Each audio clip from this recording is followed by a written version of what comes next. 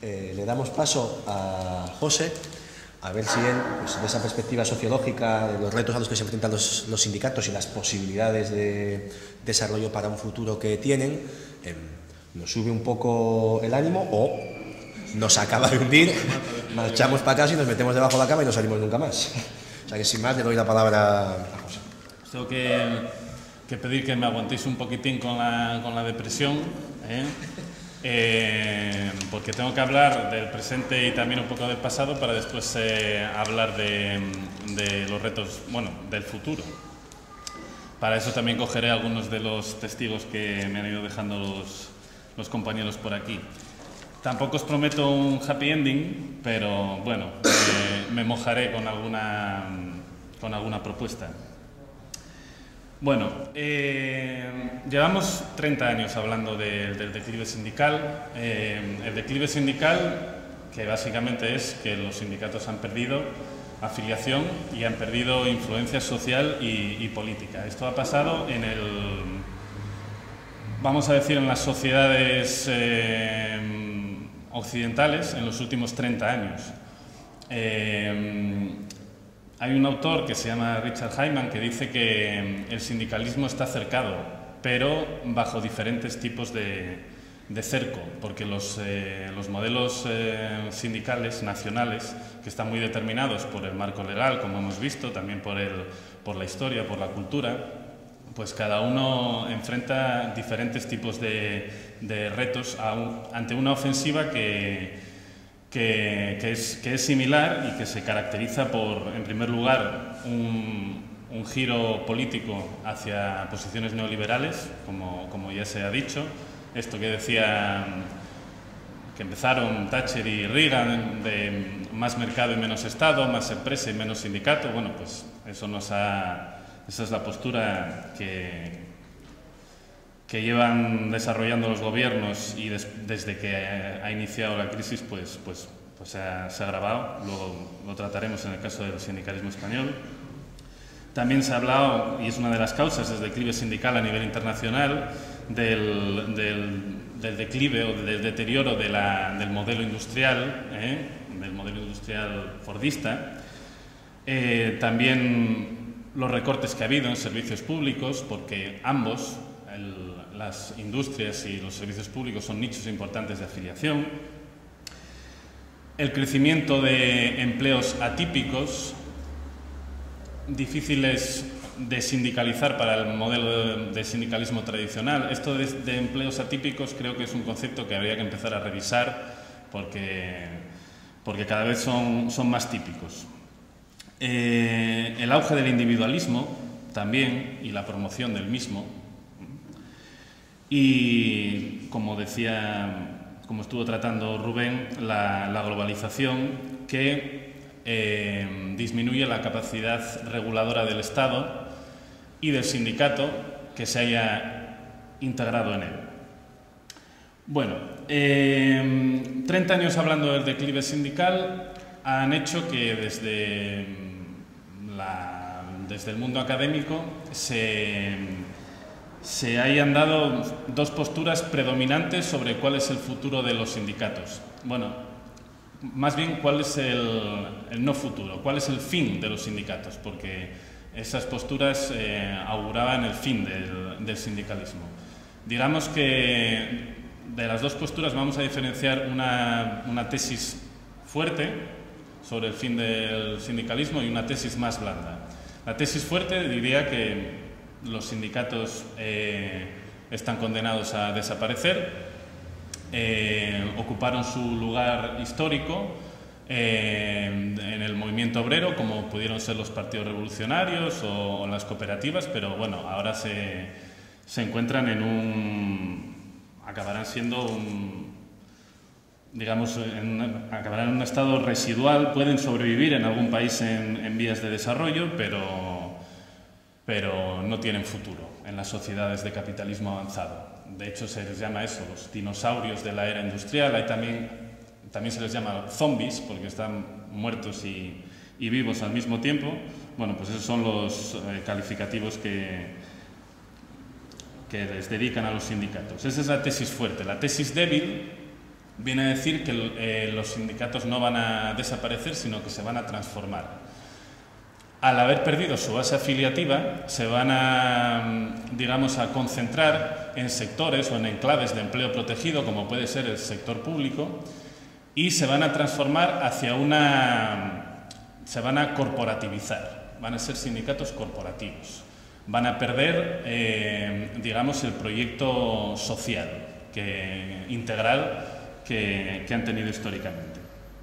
Bueno, pues eso era lo que se venía debatiendo en el mundo académico en las últimas décadas en cuanto a los sindicatos, pero el deterioro del sindicalismo, sobre todo en los países anglosajones, y la preocupación por este deterioro hizo que surgiera una corriente de estudios, se llama estudios de revitalización sindical, que ya desde los años 90 maneja una tesis diferente.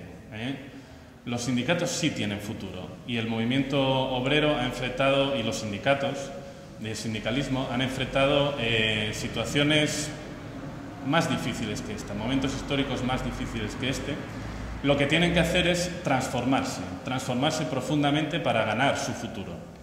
Y esa corriente de estudios de revitalización sindical se pregunta cómo tienen que cambiar y para qué tienen que cambiar. Luego volveremos sobre esto, porque nos dará alguna clave para analizar al final, pero para identificar algunas de esas transformaciones que los sindicatos tienen que hacer, vamos a centrarnos en el caso del modelo sindical español, del que ya han venido hablando mis compañeros. Bueno, es un modelo heredado de esos consensos de la transición que decíamos antes. No voy a valorar si esos pactos de la Moncloa y toda esa etapa fue buena o mala, pero sí que objetivamente el modelo sindical está heredado de ahí y de las normas que se desarrollaron en esa época de nuestra democracia recién estrenada. Para favorecer la gobernabilidad,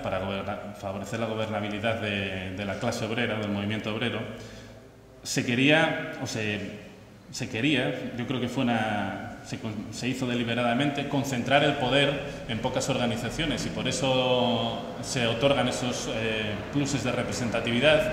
Eso que hablaba antes la compañera: para ser sindicato más representativo tienes que obtener más de un 10, más de un 15% de la representatividad en las elecciones sindicales. Eso contribuyó, y hay estudios que han analizado el número de organizaciones sindicales que había en la época de la transición y el número de organizaciones sindicales que hay actualmente, que siguen siendo muchas, pero se ha reducido bastante.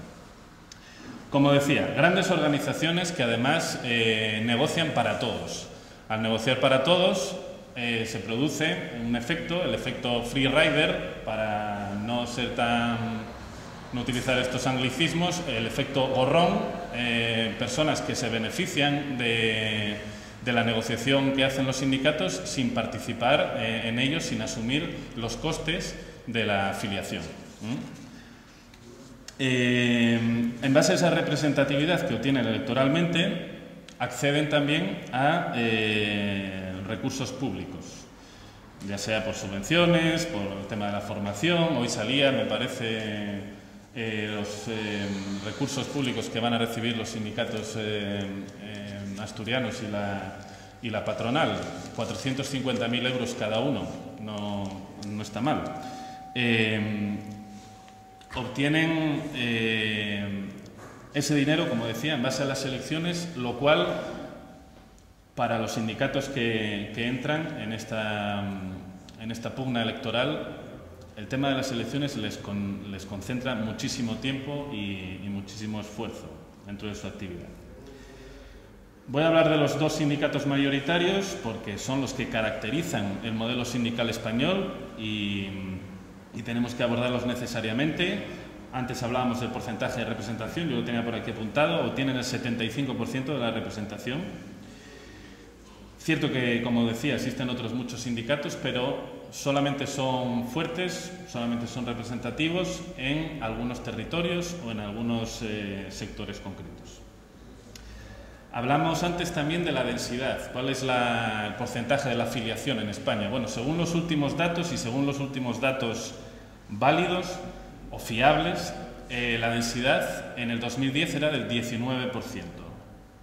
De los trabajadores asalariados estaban afiliados a un sindicato, pero una afiliación que estaba muy concentrada en determinados sectores, en el sector público, en el sector de la banca, por ejemplo, en industrias determinadas, en el metal, en industrias extractivas, está muy concentrado en esos sectores.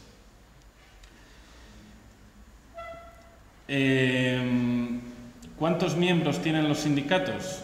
Rubén decía 1,5 millones. Sí, pero cuando declaran cuántos afiliados tienen a la Confederación Sindical Internacional, no declaran 1,5 millones.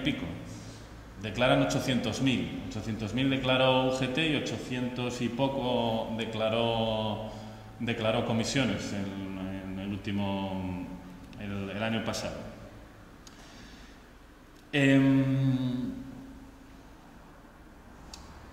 Bueno, esto de la afiliación, la importancia de la afiliación es relativa para el movimiento sindical español, porque se ha caracterizado siempre y ha tenido relativo éxito con esta afiliación baja, pero con un considerable apoyo social, con una buena capacidad de movilización, ha conseguido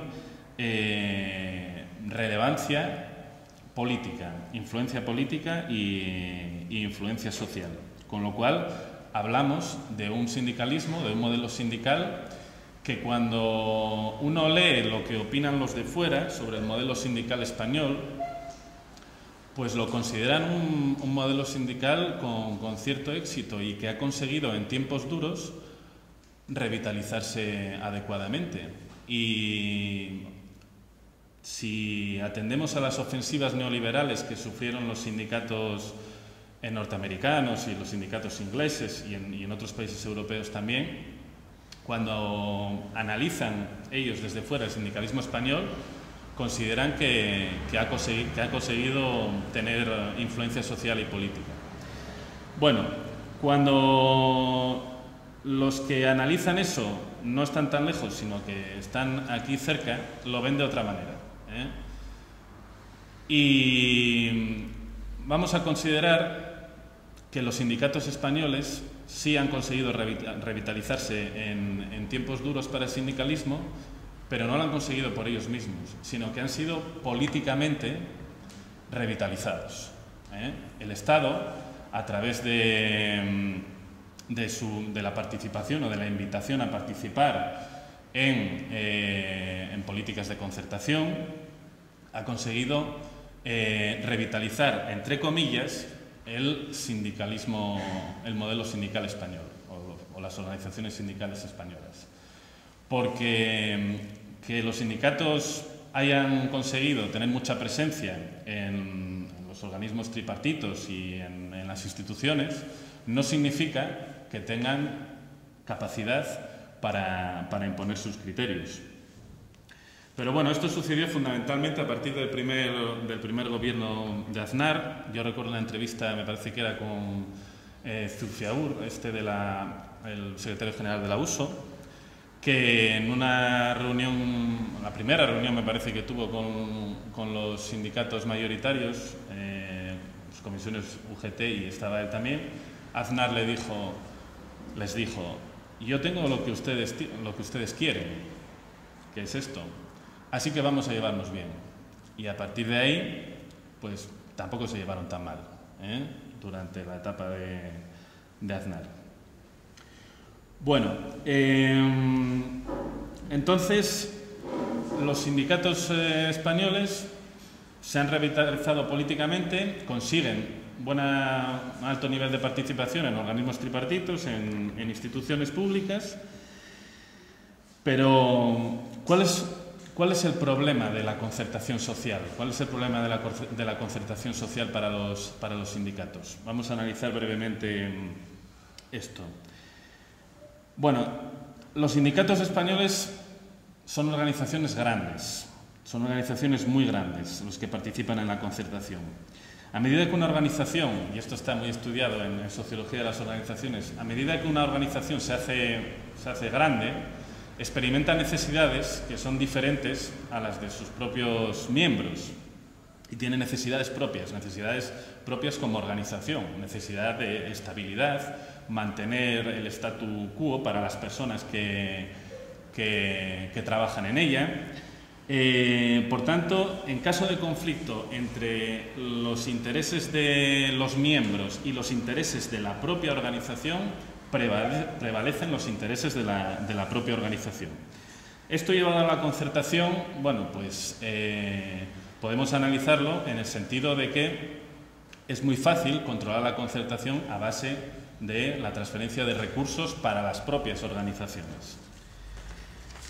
Por otro lado, otro rasgo de la concertación social en la que se ven involucrados los sindicatos es que nos la quieren vender como que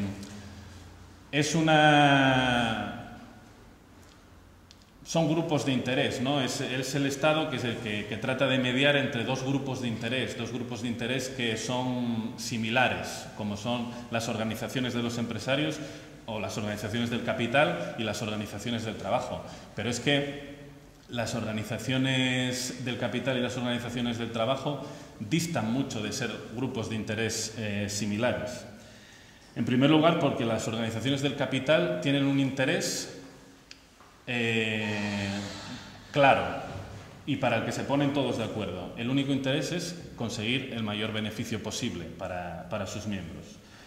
Entre las organizaciones del trabajo los intereses son mucho más heterogéneos, también son mucho más conflictivos a la hora de llegar a acuerdos.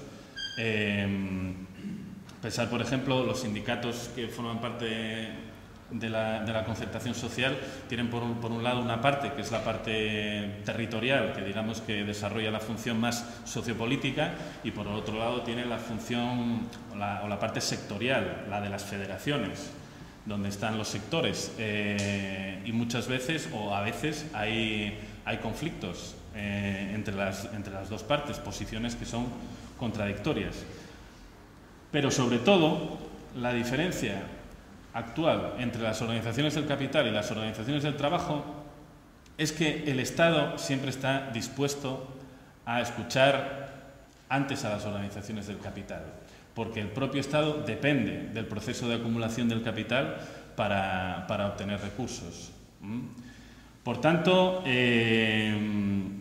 si hay que hacer prevalecer alguna postura, será la del capital. Bien. Bueno, repasando un poco, los sindicatos españoles han sido políticamente revitalizados y han decidido ejercer el poder sindical desde las instituciones. Bueno, ahora vamos a analizar un poco qué dice la literatura sobre cuáles son las fuentes de poder sindical. ¿De dónde sale el poder sindical? Y en esto hay bastante acuerdo entre los diferentes autores.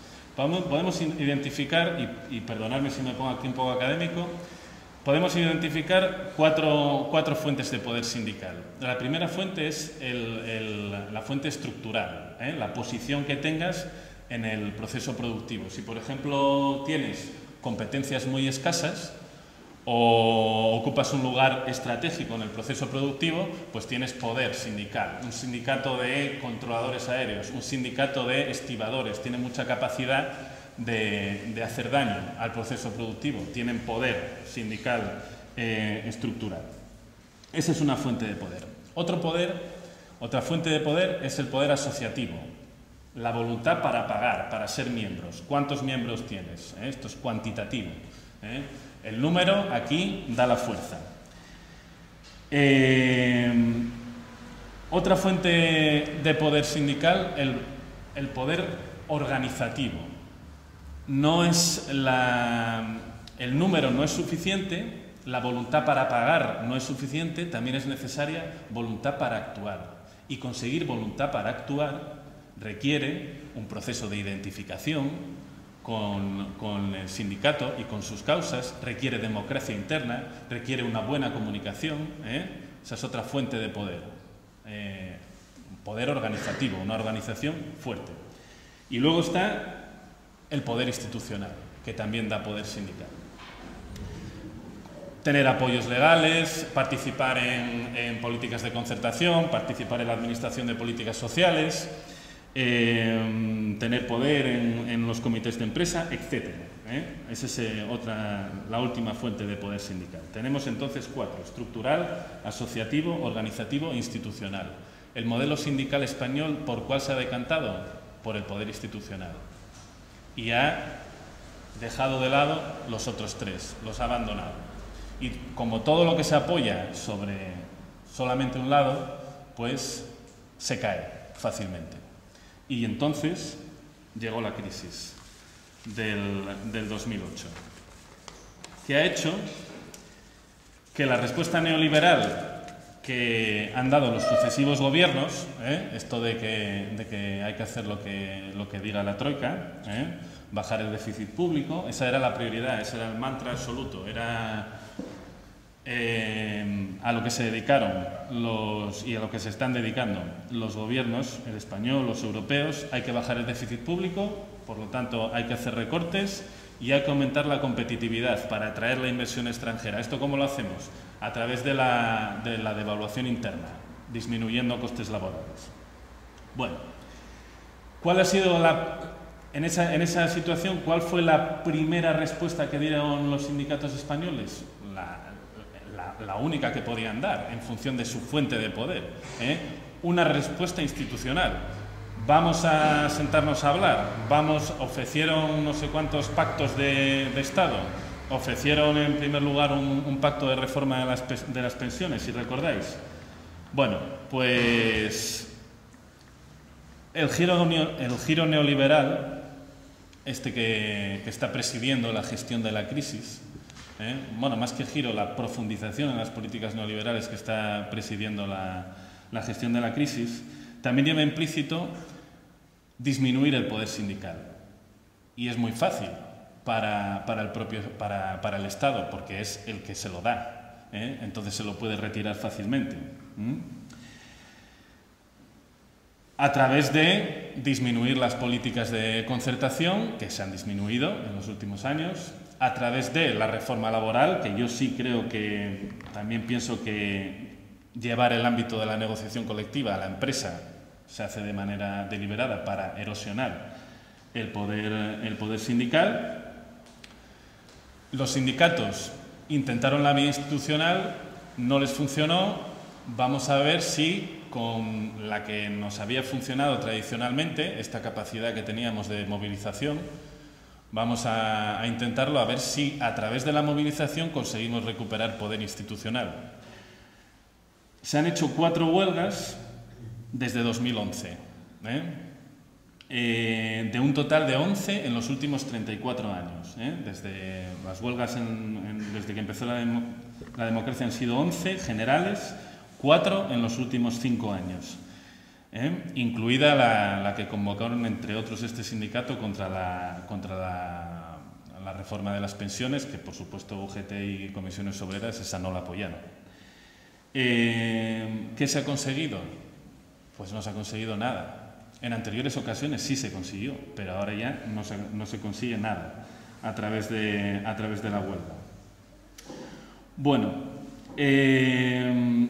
los sindicatos, que tienen un poder institucional que excede y con mucho su poder estructural, afiliativo y organizativo, se debilitan enormemente y actualmente pues, se encuentran en una situación de parálisis total, y además enormemente agravada porque la imagen social de los sindicatos es muy preocupante. En la última encuesta, en el último barómetro del CIS, en el que se preguntó por la opinión de la ciudadanía sobre los sindicatos, me parece que es de octubre del 2013, barómetro del CIS de octubre del 2013, si a alguien le interesa le puedo dar la fuente concreta y comprobar que sea ese. Los sindicatos eran la tercera institución peor valorada por la ciudadanía, de 16. La tercera peor de 16. Por debajo del ejército, de la iglesia, de los empresarios, incluso. Solo superado por los partidos políticos, que eran los que peor nota obtenían, pero los sindicatos, curiosamente, estaban muy cerca en valoración social de la valoración que la ciudadanía había otorgado al gobierno. Les identificaban con el gobierno. Bueno, y además tienen una inercia en sus organizaciones que se han transformado hacia un sindicalismo totalmente de servicios. Un modelo de sindicalismo que no está dando respuestas. Bueno, dicho esto, y luego si queréis analizamos otras cuestiones con más detalle en el debate, al preguntarnos por el futuro, pues ¿cuál es el futuro de los sindicatos? Pues el futuro de los sindicatos españoles y del sindicalismo en general es la transformación total. La transformación total del modelo sindical español para conseguir una revitalización en la que se recupere la influencia social y política. ¿Cómo se puede hacer esto? En primer lugar, habría que revisar el papel institucional que estábamos hablando hace un momento, porque no está sirviendo, no está funcionando. Sigue presente, porque ahora mismo se está haciendo una concertación de crisis. Se está intentando salvar los muebles. Totalmente defensiva. Se está haciendo además una concertación de titular de periódico. Hace poco los sindicatos se reunieron para renovar la paga el subsidio para desempleados con el gobierno. Bueno, el subsidio probablemente lo hubiera llevado adelante el gobierno igualmente sin necesidad de que los sindicatos estuvieran ahí, pero siguen con la idea del quiéreme, ¿no? Pero es que ya no te quieren. Ya no te quieren. Los empresarios no te quisieron nunca, pero el gobierno ahora, que está en manos de los empresarios cada vez más, tampoco te quiere. No insistas. Por tanto, revisar el papel institucional y fortalecer otras fuentes de poder sindical. Fortalecer la afiliación, mejorar la organización, tener mayor capacidad de movilización. ¿Cómo se puede hacer esto? Bueno, pues vuelvo a las aportaciones de la corriente esa de estudios de revitalización sindical de la que os hablaba al inicio, y vuelvo a las fuentes del poder sindical. Ya vimos las fuentes habituales de poder sindical, pues resulta que hay otras 3 fuentes más de poder sindical, que son fuentes complementarias, que son especialmente necesarias en momentos de crisis, que no son nuevas para los sindicatos, pero que quizás estén olvidadas. Esas fuentes de poder sindical son 3. Moral, coalicional o hacer colaboración con otras organizaciones, y estratégico. Vamos a analizar esas 3 fuentes complementarias del poder sindical que pueden servir para revitalizar el movimiento sindical. Empezando por la fuente moral, vamos a llamarla también discursiva. Los sindicatos tienen que volver a ser lo que un teórico inglés sobre sindicalismo, que se llama Alan Flanders, decía: los sindicatos han de ser la espada de la justicia. Tener un discurso integrador e integral, que ofrezca alternativas al neoliberalismo, que busque, que no pierda el referente utópico, que además esté adaptado a los nuevos tiempos. Los sindicatos necesitan enormemente rejuvenecerse y además incorporar a los nuevos perfiles que hay en el mundo laboral y que están subrepresentados en los sindicatos, ¿eh? Pero eso no significa hacer una secretaría de juventud, hacer una secretaría de mujer y tenerlos ahí como si fueran un museo. Rejuvenecer un sindicato implica que los cuadros sindicales tienen que ser jóvenes, que los cuadros sindicales tienen que ser mujeres, que los cuadros sindicales tienen que ser precarios, trabajadores en precario, que los cuadros sindicales tienen que ser personas en situación de desempleo. Eso es cambiar la composición social de un sindicato y acercarla a la sociedad. Y el sindicato y el discurso del sindicato cambiará, porque esas personas descubrirán en algunos casos al sindicato cuáles son las realidades del mundo laboral. Y se tenderán puentes con la ciudadanía y se tenderán puentes con esos colectivos de trabajadores y se tenderán puentes con otros movimientos sociales y con otras organizaciones, que es lo que conlleva la segunda fuente complementaria de poder sindical, que es coalicionarse, unirse a otras organizaciones, unirse a otros movimientos sociales. Esto supone que el sindicato ha de abrazar otras causas que no son suyas, hacerlas propias, las de otras organizaciones, las de otros movimientos sociales, y a la vez las causas de esas organizaciones se verán beneficiados de una perspectiva de clase que le dará el sindicato. Los sindicatos una corriente de la teoría sociológica dice, los categoriza como... Los sindicatos empezaron siendo movimientos sociales, el sindicalismo empezó siendo un movimiento social, pero desde la segunda mitad del siglo XX dejó de serlo, y entonces se categorizan, ya os digo, dentro de la teoría sociológica como viejos movimientos sociales. Ahora hay nuevos movimientos sociales que no necesariamente traen consigo cuestiones sobre el proletariado o sobre la clase, sino que son mucho más transversales, que incorporan nuevas causas, como pueden ser causas de ciudadanía, democráticas, ecológicas, de identidad.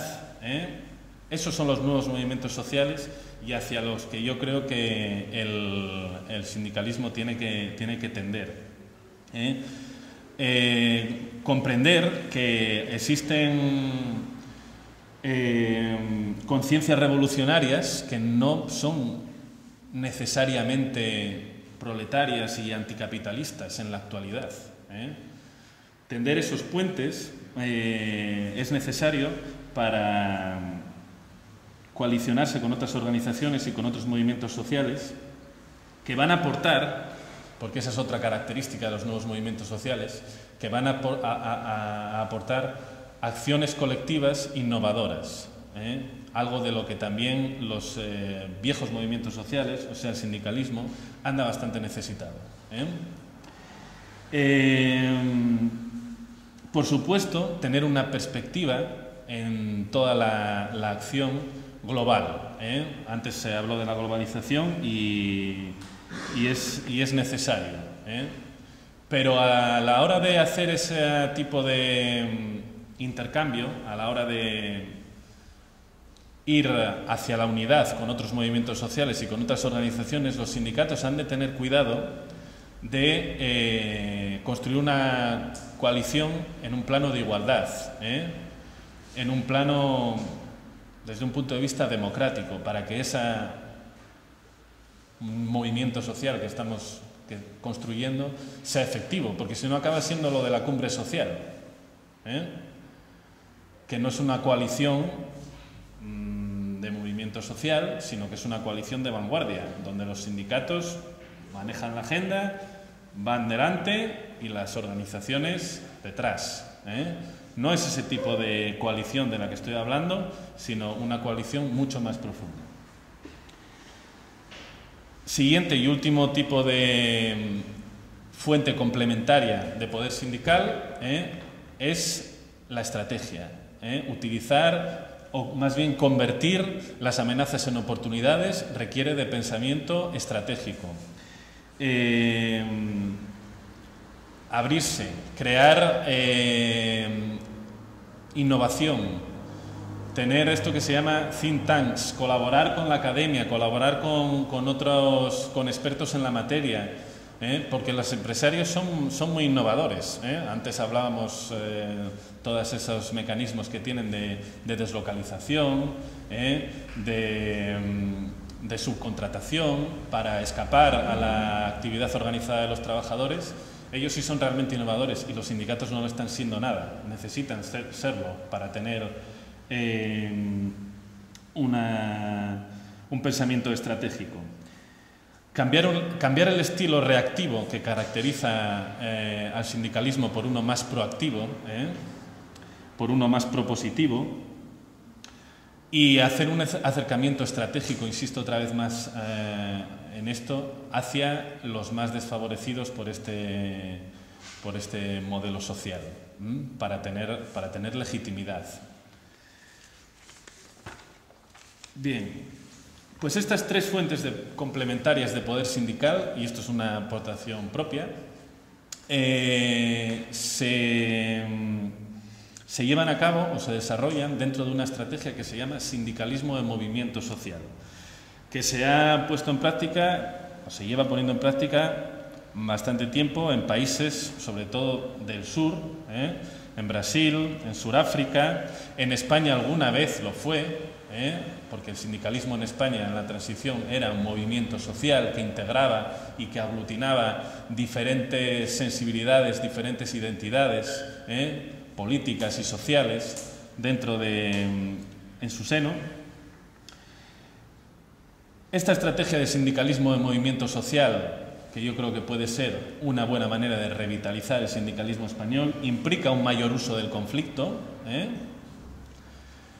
Un mayor uso del conflicto implica, por su parte, y valga la redundancia, abandonar el papel institucional, el papel de insiders de algunos sindicatos, y por supuesto implica y supone profundos debates internos en las organizaciones sindicales, mucho coraje para atreverse a derribar estructuras y a transformar organizaciones, y implica seguramente muchos conflictos internos y externos, pero la situación histórica lo requiere y la ofensiva neoliberal justifica este tipo de comportamiento. Lo digo por lo de quizás un mayor uso del conflicto. Bien, el sindicalismo de movimiento social ha de incorporar no trabajadores, sino ciudadanos, porque es profundamente transversal. Tiene que tener una nueva visión, tiene que tener un nuevo lenguaje, tiene que implicar nuevas formas de acción colectiva. Y así, y bueno, si queréis lo profundizamos un poco más, se podría de alguna manera recuperar o revitalizar el movimiento sindical. Si no se hace esta estrategia u otras estrategias, pero si no se hace algo, lamentablemente el sindicalismo español, pues no sé si tendrá futuro. No sé si se quiere que tenga futuro. Tengo claramente identificados los que no quieren que tenga futuro, pero dentro de las propias organizaciones sindicales han de reflexionar si realmente merece la pena hacer una transformación en este u otros sentidos, una transformación profunda, o van a conformarse con gestionar el final.